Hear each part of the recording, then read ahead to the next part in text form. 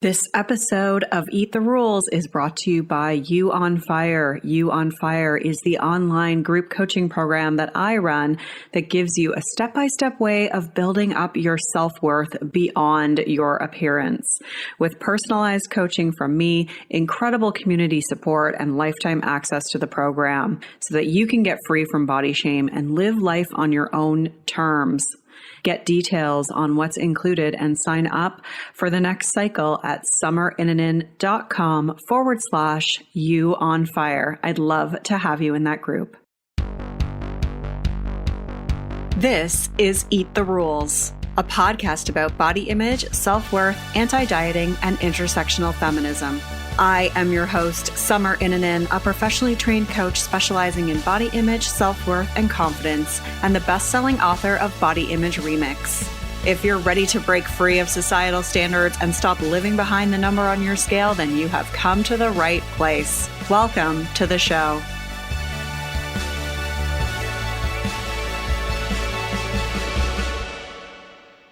This is episode 250, and I'm with Pam Luk, who is the founder of Ember Ace, an athletic wear brand for plus-size kids. She's on Eat the Rules this week talking about how to talk to your kids about body image. She's also talking about what it was like to grow up as a fat athlete, the ways that she's teaching her kids to be body positive, how to teach your kids media literacy, what to do if someone calls your child fat in a derogatory way, and how to help your child build resiliency in this culture. You can find all the links mentioned at summerinanen.com/250. Before we begin, let me give a shout out to QQuisp, who left this review. I've listened to Eat the Rules since before it was called Eat the Rules. I think what's great about this show and about Summer is the balance of expertise and curiosity. Summer is very good at coaching about body image psychology and displays her knowledge with confidence and authenticity. And she's also willing and eager to learn from others. This is visible in the mix of interviews and solo shows. For example, I'm glad she continues to do the show. Thank you so much for leaving that review, QQuisp. I really appreciate it. You can leave a review by heading to iTunes, search for Eat the Rules, then click ratings and reviews and click to leave a review. You can also help me out by subscribing to the show via whatever platform you used. When I did my Spotify Wrapped, I saw that I think there were like 130 people where this was their number one podcast. And I was like, wow, that's such an honor. So if that was one of you, amazing. I love you. Please share that with me. Actually, I would totally share that. Amazing. Yeah. So you can do that. Subscribe and then that happens. And then you get to be my biggest fan. And like, how amazing, how cool is that? And don't forget to grab the free 10-day body confidence makeover at summerinanen.com/freebies with 10 steps to take right now to feel better in your body. If you are a professional who works with people who may also have body image struggles, get the free body image coaching roadmap at summerinanen.com/roadmap. This is the final episode of 2022. So I'm just going to go on a bit of a hiatus for the last couple of weeks of December. But if you are like, oh my God, what am I going to do? What am I going to do without this podcast? There's 250 other episodes that you can go back and listen to. Let's see. Can you go back to the ones where I used to sing like Axl Rose at the beginning? That would mean like you're a real old school fan if you remember those days. Anyways, I will be back the first week in January with a podcast all about debunking wellness culture. So that'll be super fun. Plus a whole bunch of other amazing interviews that are going to be coming out in January, February, and March. So I hope you enjoy the hiatus and have a really good holiday season, whatever it is that you are up to. But in the meantime, this episode is super important and relevant. I think if you are a parent, it's obviously going to be really, really resonant. And even if you're not a parent, if you just have like small people in your life, little humans, children, or you know other parents and you want to like be able to help them without armchair parenting or specifically giving advice, then this is going to be a really good episode for you to listen to. Pam Luk is the founder of Ember Ace, an athletic wear brand for plus-size kids. Growing up playing sports, Pam learned firsthand the importance of finding activewear that fits. Not finding it is one of the main reasons kids quit sports. Pam launched Ember Ace exclusively for plus-size kids with a focus on comfort and performance. Pam's career has spanned the federal, commercial, and nonprofit sectors, where she worked in project management and IT consulting. She holds an international business and economics degree from SUNY Brockport, or do you spell it? Suny, Rockport. I need an American to help me out here. Anyways, Pam lives in the San Francisco Bay Area with her husband, daughter, and 2 dogs. I know you're going to love this interview. Let's get started with the show. Hi, Pam. Welcome to the show. Thank you so much, Summer. Thanks so much for being here. I'm happy to be here. Yeah, I'm happy to have you here. So I would love to start out by having you tell everyone just a little bit about what your relationship with your body was like growing up. The word that comes to mind is complicated, but I guess that's probably true for a lot of folks. So I have been fat my whole life, and that includes us being a kid. And the one thing that was clear was that there was something wrong with being in a fat body, and that needed to be corrected, right? That needed to be fixed. And, I'm a Gen Xer. So I think that was the height of like the fat-free, low-fat dieting scenario. And so there was a lot of that. And I have 2 sisters, both of whom are thin. So it definitely sort of stick out, right? You're like, one of these things is not like the others. And then I remember some of the first experiences I had with sort of knowing that I was different. I can't remember if it was 5th or 6th grade. I remember being pulled out of class in elementary school with a couple of other girls. And I feel like it's fuzzy, the memory, but it was 100% because we were in bigger bodies. So they were having us jump on mini trampolines. I don't know what class I was supposed to be in, but they had us on these like trampolines. And I'm like, well, this is fun, but clearly they were doing some sort of like intervention, or I don't even know. I haven't ever asked my mother and father about it. I'm like, maybe I don't want to know. And so there's memories like that. And I also, I know it's difficult to find clothing today, but this was also like in the 80s. And the only options for me for shopping once I got to like junior high and high school was Lane Bryant. And if you want to entertain yourself, please go look at the clothing from Lane Bryant in the 80s and 90s, because I'm like 17 and I'm like, oh, good. I really wanted to look like a 35-year-old woman. Right. Oh, I'm glad you can laugh about it now. I mean, yeah, and also the 80s was wild anyway, fashion. But so there was dieting. I think it got more dieting as I got older. But yeah, I was always wanting to be the size of my sisters and wondering why I wasn't. We were the same parents and just not feeling comfortable or confident and not like I fit in. And yeah. And I think, I really appreciate you sharing that. I think that so many people listening will relate to your experiences. What's your relationship with your body like now? Much better. I mean, look, it's a daily practice to sort of root out all the diet culture that I was raised with. But I'm much happier now. And I will say it's taken a long time, right, to sort of get to this place. And I call it a practice, kind of like meditation. It's a daily practice to sort of really check in around what's creeping in, what's coming up. But when I was pregnant with my daughter was sort of the moment where I'm like, okay, you need to get your house in order, because I really didn't want to pass on a lot of my own sort of discomfort to my kids, right? I have just one, but it was a moment where I'm like, sort your stuff out, sort it out.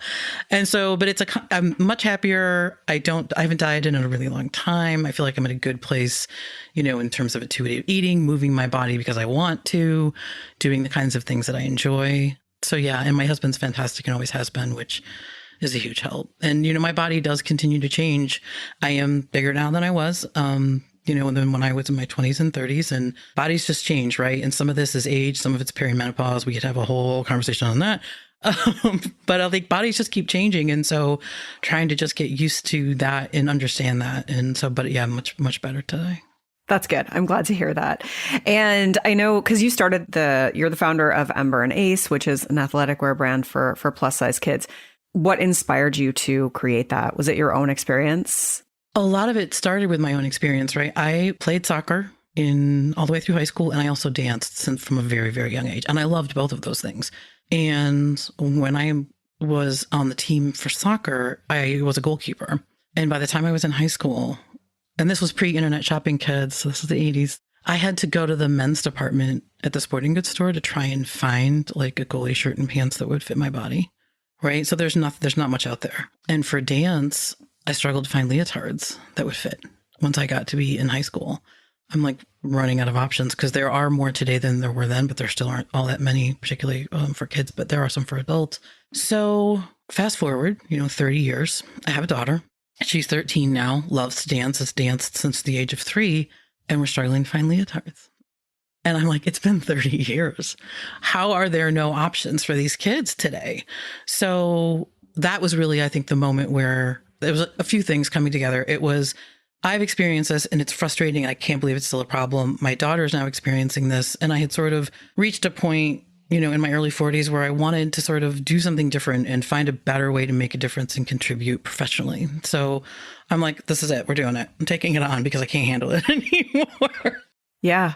Yeah. Yeah. And I hear the same thing from adults too, that there's a real lack of like outerwear, like outdoor type clothing or athletic wear for adults too. And so I can only imagine for kids that it's a real gap and need in the market. And I think the hardest part of the reason I'm so passionate about it is, for me, it's the messages that you get at a young age, right? It's, you don't belong in this space, right? If you don't have clothes that fit you, you feel like you don't belong in these spaces. This isn't for you, right? So, and I very much was like, and I had experiences sometimes in dance where they really just sort of ignored my presence, right? Because I didn't fit, right? So they just chose to ignore me. But the other thing, and you see this sometimes with plus size adults today, is, well, I don't really believe that you do these things, because if you did, you'd be thin. If you really danced, 4 days a week, if you really played soccer, had 3 games a week and practiced on your off days, then you wouldn't still be in a fat body. So I don't believe that you do these things.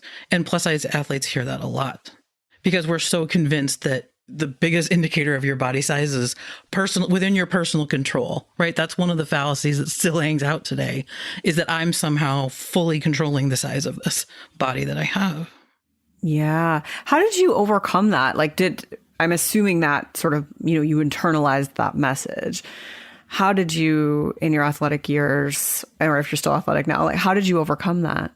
Yeah. And I would say I did stay athletic through most of my adult life, and it looks like different things. Currently, my husband and I work out with a trainer twice a week. I do a lot of walking, some swimming when it's not super crowded at the pool. But I would say, honestly, one of the best experiences I had when I got to college, it's interesting. My university has freshman register online or remotely. It wasn't online because they send it to you in the mail, but I got assigned, you have to do a performance or an art class. And I got assigned to an African dance class my freshman year of college. And I'm like, whoa, I've never done this. I have no idea what I'm doing. But I loved it because it's a style of dance that has nothing to do with the size of my body at all. And I excelled at it because I was always a good dancer, but I always got ignored because my body didn't fit ballet or jazz or any of these other kind of styles. And I feel like that for me was sort of a really healing sort of moment, to be in a style of dance that really didn't care what size my, costume was or what size my outfit was. And so I feel like that was a big piece for me. And then just sort of deciding, I think as you get older, you're just start to care a little bit less about what society has to say about what you do and what you look like, and wishing you'd gotten to that place sooner. But it sort of just became easier over time. And I will say that it's still hard. Like, I was going to a Pilates reformer class before the pandemic, and I was always the only plus size person in the room. And I was always the only one that needed modifications. And so it can just be hard even just to show up and just know, okay, I'm going to watch these women like jackknife their feet behind their ears and do all these things that I just physically may never be able to do. And part of that's just a function of my body and my age, but it can still be hard some days. But at least now, most days I'm comfortable and I show up and I have fun and I do the things and I try the things I want to try. But it's ebbs and flows, and it's good days, bad days, and just trying to keep putting yourself out there and doing these things and finding spaces with people that are welcoming. And that's a big piece of it, right? My African dance class was a welcoming space. The instructor that I loved at the Pilates studio I didn't even have to ask her to do modifications. She just instantly was there for me and didn't make it feel awkward or strange, right? And was always very welcoming to me in her class. And so you find these spaces and these people, and they make a difference. For sure. Yeah. And I imagine that now, there's also, because of social media, because of the internet, we're able to see other people who, look like ourselves, that are doing these activities. Whereas I imagine back in the 80s and the 90s, like if there was no one else in your class or they weren't, on TV in the Olympics or something, you probably didn't have a lot of exposure to that, I imagine. And therefore when you don't see yourself reflected, that also has an impact on you. Yeah, you're absolutely right. I mean, if you look at my Instagram feed, it's a lot of plus size athletes because it does make a difference for you to see people with bodies that look like mine doing marathons and hiking and surfing and all kinds of things. And it does really impact sort of how you see yourself and your ability to see yourself doing these things and being happy and successful and thriving. Yeah. Yeah, Yeah. it's huge. Yeah. So I want to shift gears here and just talk a little bit about, about parenting and raising more body positive kids. So what are some ways that and I think there are probably tons of ways, but what are some of the best ways that you think that parents can raise more body positive kids? Yeah. And I will say up top, this is just me as a fat mom with a kid in a bigger body sharing. Obviously, I'm not a licensed professional, but I've lived this existence. I have a 13-year-old. So I'm going to be a little bit of a nerd, project management nerd. I did project management for like 15 years. And we used this practice that we do. It's a 3-step. So stop, start, and continue is this thing that we do to sort of evaluate what's going on. And so I would say what we need to stop doing is talking about individual bodies, including our own. And that includes both, I would say, negatively and positively. Obviously, talking about your own body negatively in front of your kids is something that I would ask people to try and stop doing. And I know it's hard, but the first small step is to stop letting it come out of your mouth. Your thoughts are a whole nother thing that might take some time, but try to stop talking about other individual bodies. And I read a comment once on a thread that sort of stuck with me. And it was from a woman who said, when I was at the absolute height of my eating disorder, people were telling me I looked amazing. So that's where even positive comments can sort of let's just stop altogether. Let's just stop altogether talking about individual bodies. And I think that's a huge first step. And so stop that and start instead. And we talked about it, diversifying the kind of bodies that you see on a regular basis. If all you see on TV and social media are very thin actor model bodies, that's going to have an imprint and impact on your brain. And so, traditional media is tougher, and we're going to talk a little bit about that, I think. But, for social media, it's much easier. There's a ton of different folks that you can follow so that you're seeing bodies that look all kinds of ways. And so that's an important piece of the puzzle. And I would say for all of us, and this includes me, it's to continue really looking at your relationship to diet culture and sort of where that still exists in your life and starting to have media conversations with your kids about what they're seeing and sort of get their take and just sort of share, there's a reason that they're, trying to, they want something from you, right? Particularly if we're talking about advertising dollars and things of that nature. So. Yeah. So on that note, talking about TV, like I know, my son's going to be 4 soon. So there, I would love to know kind of like suggestions for what as a parent can do if they see something that's fatphobic on TV. So I'm thinking, like a show like, for example, like Peppa Pig, where sometimes they'll body shame Daddy Pig, or just in general, he's like kind of like the doofus of the family. How do you suggest approaching those conversations in like an age appropriate way? Big sigh for Peppa Pig and Daddy's tummy. So I think it's okay to sort of, let me just put out there, it's okay that if you panic in the moment, okay, it's okay to be like, and you can always circle back. There's always opportunities, right? To sort of, yes, you want to get to the point where you're maybe a little bit better at doing it in real time, but it's okay if you sort of freeze. Cause I know that's happened with me. You see something and you're maybe not expecting it and you're like, I don't want to get this wrong, so I'm not going to say anything. So I thought that's okay. That's okay. There are opportunities to sort of circle back. And I think I would always start with, hey, did you notice the comments they're making about Daddy's tummy being too big? What do you think? And then wait and sort of see if your kid has noticed it or hasn't noticed it, and then sort of what they have to say about it. Because I think sometimes our kids will surprise us with they're like, yeah, that's not very nice. And you're like, yes, it's not very nice. And, so sometimes they have already sort of picked up on some of the things that maybe you've introduced through books or through conversation. So start with just hearing what they have to say about it. And then if it's like, oh, that was funny, or they didn't sort of pick up on the fact that they were talking about individual bodies and that's something we maybe want to get away from, it's then sort of talking about bodies and bodies coming in different sizes, and there's no bad way to have a body. And, sometimes mentioning people's bodies can be a hurtful thing. And so sort of introducing that a little bit and, I would also say it's helpful for me because I'm obviously an example of a person in a bigger body. I'm like, mommy has a bigger tummy and, mommy does all sorts of fun things. And, so it doesn't just try to give them a slightly different take than what they've sort of just seen.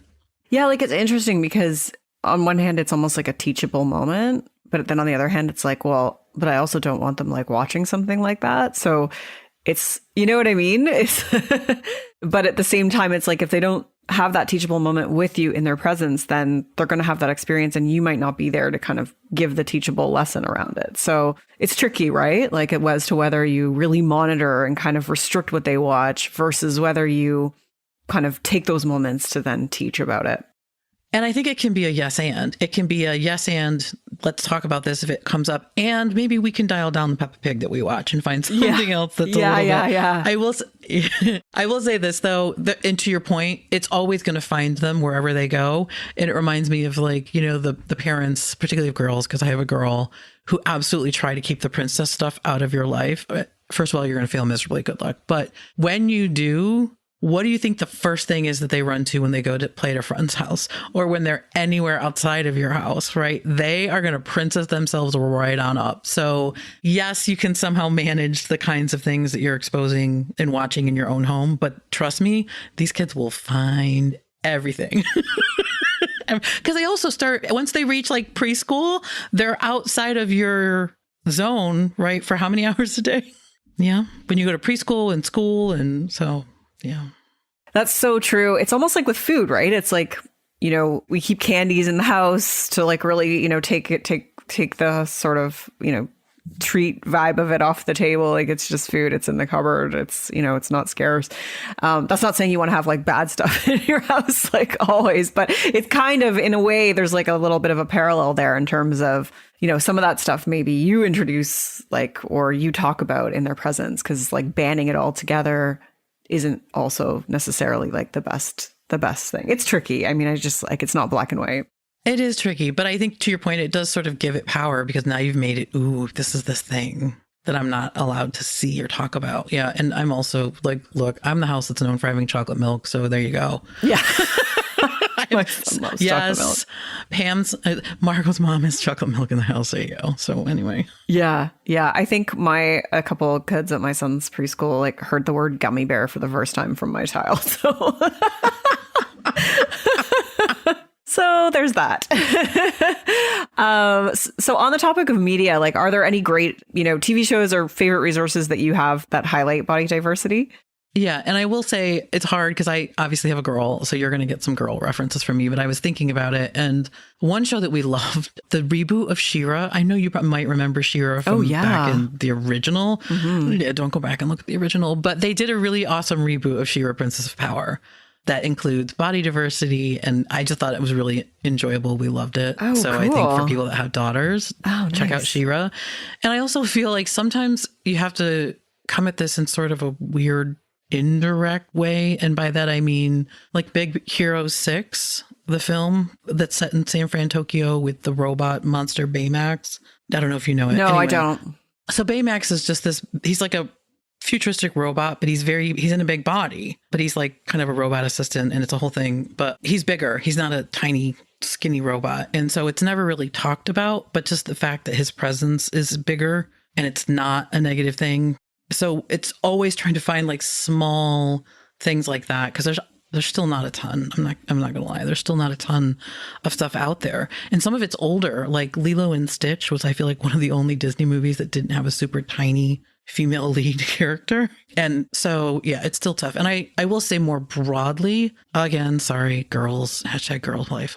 There's a website called A Mighty Girl that I've used a lot. Mm-hmm. Do you know it? Yeah, but they're great for like, particularly books, but you can also find other kinds of media on that site because I'm also looking at body diversity, but I also want gender diversity in the leads in my books. And I want racial diversity in the leads in the books and things that our kids are being exposed to, but they have some, body image positive books that they can share with folks. And then I also look at Common Sense Media. And the cool thing there is sometimes they don't always get it absolutely right. Like I looked up Peppa Pig on Common Sense Media to see what they had to say. And they did call out some of the things, but then the parents will also sort of chime in and share their take on things. So that's been helpful. And for older kids, like we're getting into the teen years now. So obviously like Hairspray, the musical, both the original and the remake. There's a great comic series called Faith by Valiant Comics. And Faith is a plus size superhero. So when you're getting into the teen years, some stuff to check out. But in much the same way for adults, there's not a lot of stuff to sort of point to. There's not a ton of stuff for kids as well. And I'm hoping that's changing slowly, but I feel like we're sort of behind the curve a little bit. Oh yeah, for sure. For sure. But I appreciate those recommendations. And I also think like, I know you mentioned girl stuff, but like, I don't, it's just for any gender. I mean, I feel like my son would watch She-Ra. Like, yeah, for sure. I tell you what, he when we go to a friend's house and they have like a Barbie dream house, he's like, "Ooh, I love it. There's an elevator." Like there's no concept of sort of that gender line yet, I don't think, but. And yes, to your point, there are some awesome fighting and things going on in male characters, but I think part of it is just some boys are very reactive to the fact that it's called She-Ra, Princess of Power. So it can be tough, but maybe you just put it on and. Yeah, I'm going to do that. I'll have to look up, see what network it's on, but yeah, no, I'll do that. Cause my son watches Gabby's Dollhouse. He loves Gabby's Dollhouse.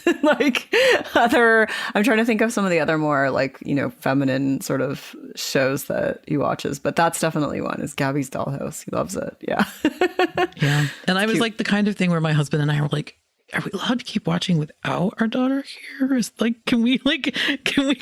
she going to notice if we get ahead? I know she's too young to know that I've like binged without her. Yeah, I mean, gender's a whole thing too, because even like, character wise, I think of most of the shows, a lot of the sort of protagonists are male characters and not like whether it's like Paw Patrol or, like Octonauts and things like that. And that's frustrating too, but that's a whole other chapter of it. Well, and I would also say when you look at where we're seeing gains in body diversity in media, they're all targeted for teen girls. And so that's the other part of this challenge is I actually was trying to write a post about it and I'm like, I'm scrounging to find one with fat male teen characters. And they just haven't you don't see as big of an effort on that front. And I think that's something that we're starting to see that body image does affect boys as well. And so we also need to sort of be making strides on that side of the house as well. Cause I'm like, there's a lot of books in particular that are targeted particularly to teen girls. And so I'm like, yeah, we got a lot of work to do. Yeah, absolutely. Absolutely. Something that's popped up a few times with people that I work with is that are parents is if their child is called fat. So, and used in a more like kind of, degrading way, because obviously we look at fat as just a neutral term and we look at it in a positive sense. But when kids are kind of throwing that around in a negative way, what's your advice to a parent if their child has been called fat? Yeah, I would start with, if you can, obviously there's probably some level of upset, which is how you've heard about it because they've come home and shared it, but really start asking like, how did that make you feel? And what does that mean to you? And why do you think they sort of use that, and sort of try to get a feel for their sort of take on it, and don't try to downplay it or rush past it, right? Even if we all know and want our kids to believe that the size of your body is not something you should feel bad about in that moment. I mean, we still live in the US, which is, drowning in diet culture. So don't rush past the fact that that's hurtful and that doesn't feel good. Because I think there's this urge to try and make the kids feel better, right? So I think it's just let them sort of sort it out a little bit, give them a little time and space. Because I think part of it is having it hurt and then figuring out why it hurt and then deciding, well, I don't think I'm going to really let that hurt me anymore. And sort of there's a progression that can happen. And part of it is just being honest. Yeah, that people do try to hurt others by using that word. And talking, depending on age, you can talk a little bit about, diet culture, and then I think trying to explore ways to feel stronger about your body. Like, what are the things that you like about your body?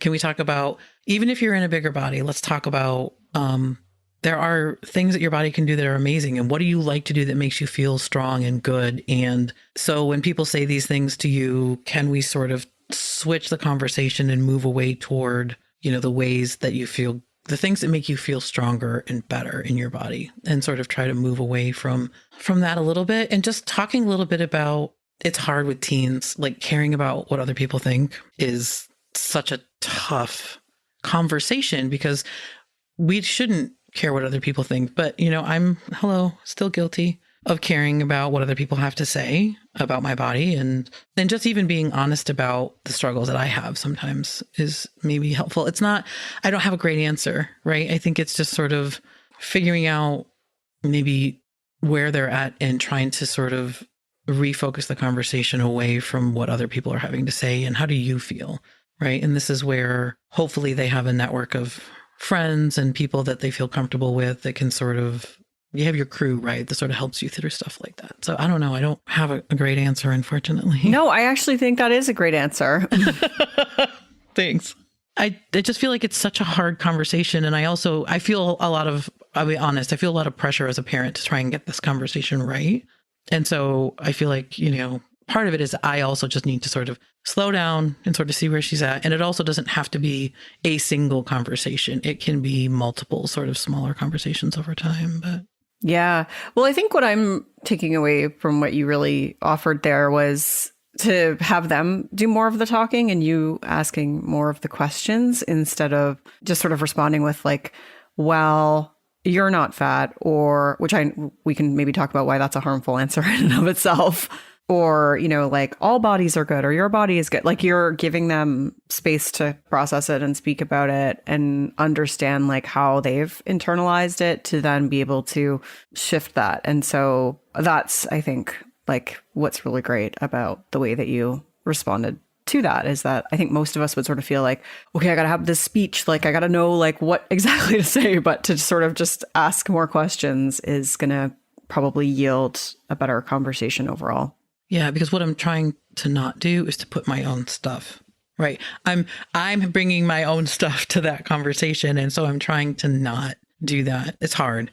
But I think if I can sort of, because I also have, 40 more years of life experience than she does. And so it really colors a lot of how I sort of react to that. And to your point, like I know that having a fat body is fine, but I also know that I'm not an idiot. I understand the culture that we live in.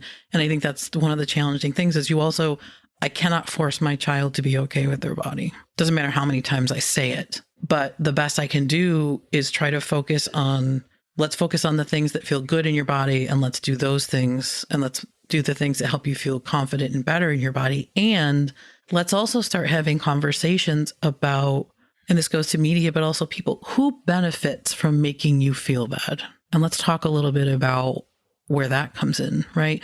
Somebody benefits by making you feel less than and sort of understanding power, right? That's a power dynamic, if nothing else. And so there are people in businesses and industries and things that thrive by making you feel bad about yourself. So who benefits here? And sort of, it kind of goes into that concept of giving away sort of your power a little bit and sort of I'm letting somebody else dictate my life. And sort of exploring a little bit of that. Who gets to be in charge of me and my choices. So yeah, wow. I love that. That point there that you said that you can't force a child to be okay with their body, like really stands out to me. Because I think that a lot of us think we do have control over that type of thing. And it's hard to relinquish that. Yeah. And I think for me, the best that I can do is have some kind of like just transparency about like, I can show her an example of someone who's trying to live their life, not caught up in dieting and not caught up in trying to make my body smaller and doing the activities that I want and doing the things I want to do and wearing the things I want to wear and still having some level of visibility in the dailies, but I don't do a very good job of that. When I also get a lot of, obviously, comments. The internet trolls know how to find you regardless of where you are. And so there are days that are harder. And there are moments where I also just understand that my life would be a lot simpler if I was smaller. It really just would be, and a lot less friction.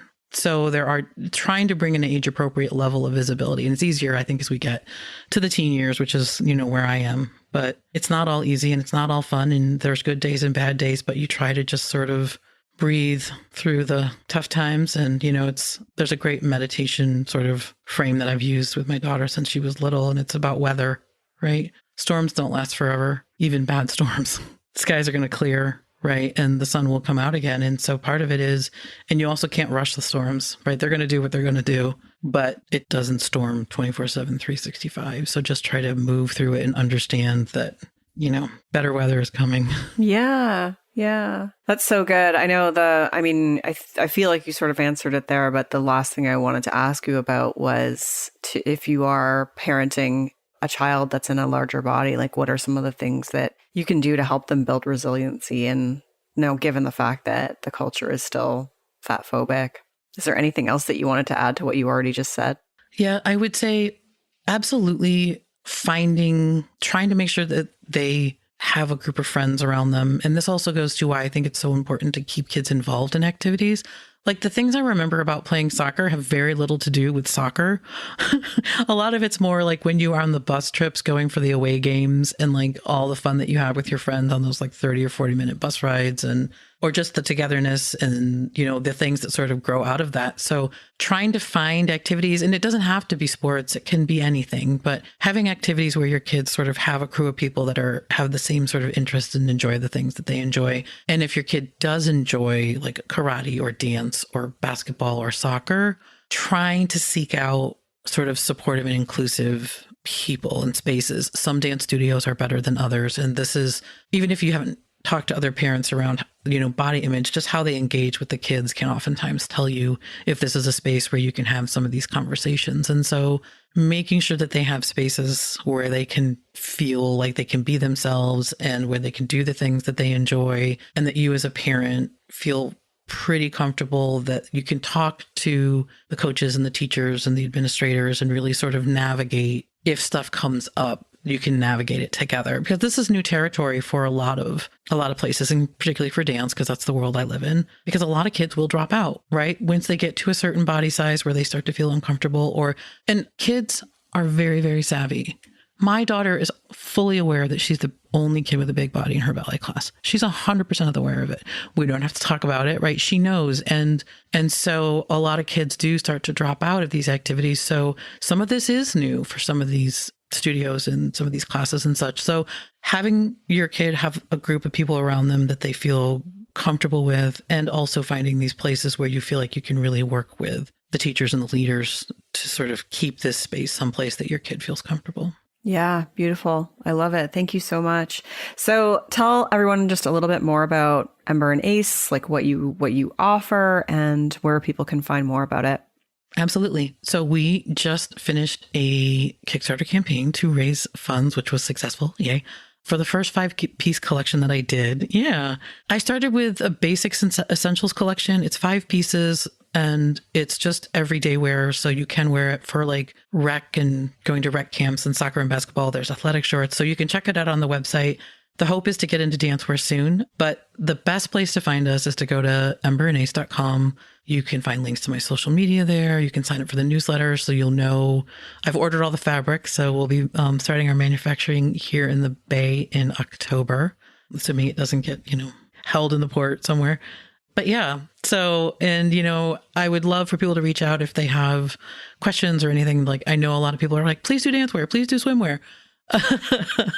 So I'm hoping to, obviously expand the line because this is all very new, but yeah, so exciting. What's the size range? Like, what's the age range? What's the size range? Just so people understand. So I'm doing 5 sizes right now, and they go from a plus size, like kids 10, 12, all the way up to, so it's 10, 12, 14, 16, 18, 20, 22, 24, and 26, 28. So that's about an XL to a 4XL for kids, which is beyond the size range that you can find in a lot of places.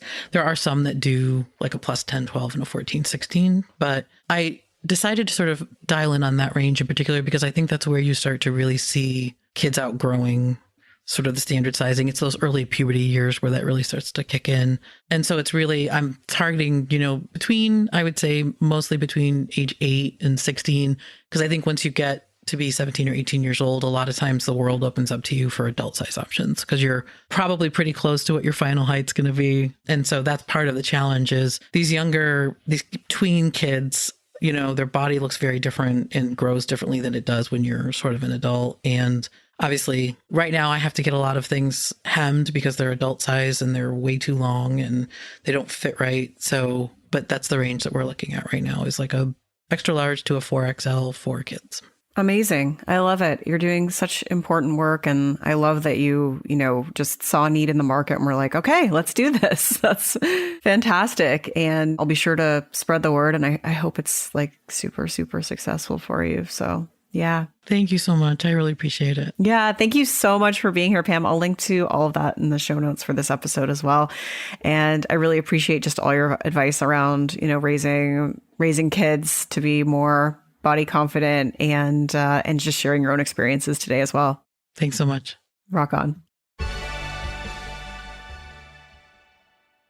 Okay, I hope that you spread the word about Ember and Ace. If you have a child in a plus size body and you're looking for athletic gear, then obviously check out Ember and Ace. Or if you know anyone else that's searching for that gear, let's help spread the word, because this is a really important offering that I think is missing in the market. And I hope that it is hugely successful. You can find all the links and resources mentioned in this episode at summerinnanen.com/250. As I wrap up the year that has been 2022, I just want to express how grateful I am to all of you for listening to this podcast. I really, really appreciate it. Without you, loyal listeners, I would not be able to do this. I would not be able to sit here in my leggings in my house recording this stuff and meeting such amazing people. So thank you so much for listening to this show. Thank you for reviewing it. Thank you for subscribing. Thank you for following me on social media. Thank you for being one of my clients, especially. And I hope that you have a fabulous end to this year and that next year is just a better year for all of us. Thank you so much for listening today. I'll be back in January. Rock on.